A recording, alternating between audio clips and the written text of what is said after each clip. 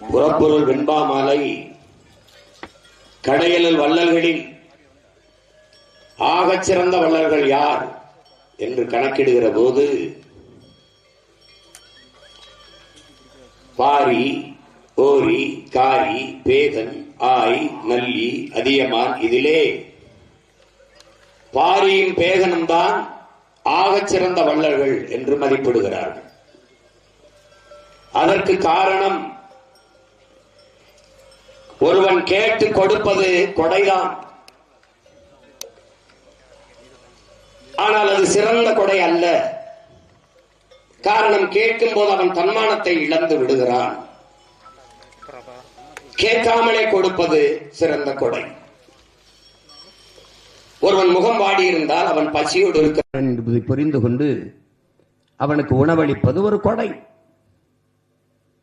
ஆனால் அதையும் விட சிறந்த கொடை இருக்கிறது.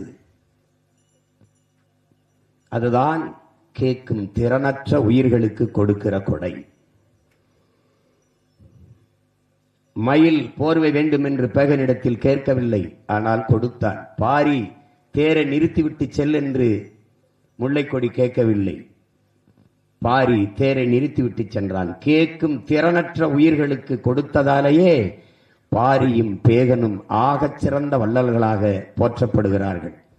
அந்த கேட்கும் திறனற்ற உயிர்களுக்கு போர்வையையும் தேரையும் கொடையாக கொடுத்த வள்ளலின் வாரிசுகள் இன்று பேசும் திறனற்ற உயிர்களுக்காக, ஆடு மாடுகளுக்காக, அவர்களின் உரிமைக்காக பேசுவதில் பெருமை அடைகிறேன்.